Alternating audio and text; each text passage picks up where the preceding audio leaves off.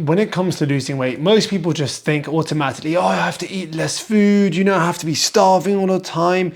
And then they just end up really hungry all the time, starving. And it's very easy to quit when you feel that way, when you feel low on energy, you feel starving all the time. I'm gonna give you food swaps in this video that are gonna make dieting and just losing weight a lot easier for you. First, let's set some expectations. There's no magical food. There's no specific magical food. And if you're about the magical life or the quick fixes, then this video is probably not for you. But if you want to learn how to manage your hunger better and actually have a more successful diet, then stick around. If this is your first time here, my name is Adam Scott Murad. I'm a registered and certified performance nutritionist and online coach. First things first, of course, successful weight loss hinges on one main thing, a calorie deficit. But how do you effectively create that calorie deficit in a way that's sustainable and somewhat, let's face it, enjoyable? Ordinary pasta for lentil or pea pasta. I'm gonna get a lot of pushback here. It doesn't taste the same, you know, it's not the same, it falls apart. I agree with you. Years ago, it used to be a situation where the pasta would just fall apart, the alternative pasta anyway. This particular brand and quite a few like newer brands hold really well. Like if I gave you this in a sauce, you would not be able to taste the difference. This is fantastic. Literally, when you compare the two, you're looking at 7 grams more protein per 100 grams and a lot more fiber. In this, well, when you're comparing this brand to normal pasta, you're looking at 9 grams more fiber per 100 grams and less calories, like 20 less calories per 100 grams. You probably need a lot less of this to be just as full as having more of this. So I would say about 60 to 70 grams of this would get you as full as having 100 grams of this because of the fiber and the protein. It's a great swap. I actually like this Zemb brand. You can use whichever brand is available to you and whichever brand you prefer. Switching cereals for oats. While you might think this is a weird one to compare, both are breakfast options. Both people still eat. I still see people eating cereals. I mean, like I said, nothing's off limits, so to speak. Per 100 grams, you're looking at 400 calories and you're looking at 3.5 grams of fiber, 6.6 grams of protein.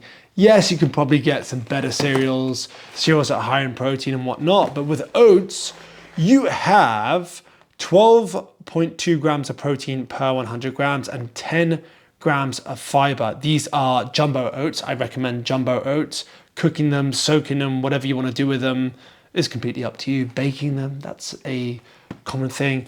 These are also higher on the satiety index than any other cereal, not just, well, not this brand, any other cereal. I'm just comparing the two I do have, but you get the gist.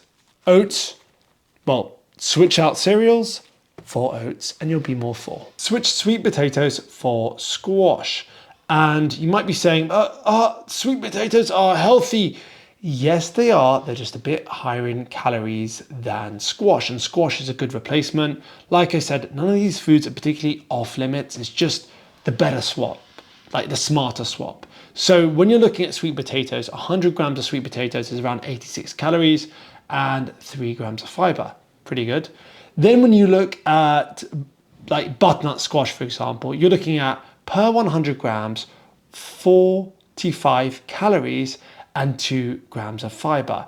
That's pretty much half the amount of calories and it still contains quite a bit of fiber as well. You'll get a lot more bang for your buck when you switch out sweet potatoes with squash. But like I said, it doesn't have to be all the time. You can have some sweet potato and you can have some squash, but that's just a good option if you want to be more full. Full fat minced beef for like 3% fat or 5% fat minced beef. I don't have any to hand, I've actually ran out. This is something I eat fairly often, at least 2 to 4 times a week, but at the moment I'm out of it. So when you make that simple switch, you go from like a 12% fat minced beef. Yes, it's going to be slightly cheaper, but it contains a bit less protein and quite a bit more calories. So for example, per 100 grams, you're looking at around 180 calories and around 19 grams of protein.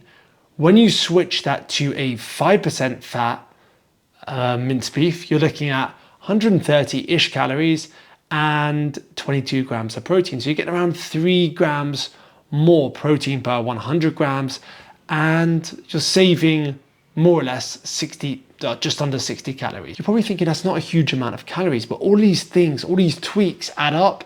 And if you're more full for less calories, it's a no-brainer. Eating the fruit instead of drinking the juice. I don't have an orange, I don't have orange juice today.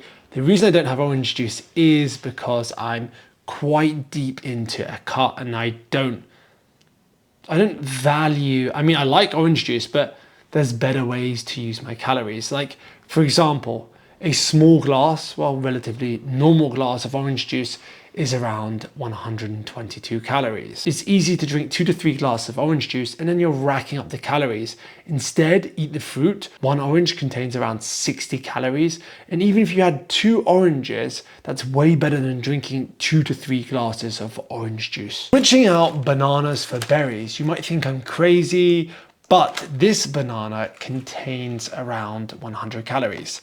This whole pack of strawberries, this entire pack, which weighs 400 grams, this banana weighs just over 100 grams, contains 120 calories. This whole pack of strawberries. And to be honest, I myself prefer strawberries anyway, so it's an easy swap for me. But you might prefer the banana, and that's okay to have the banana some of the time.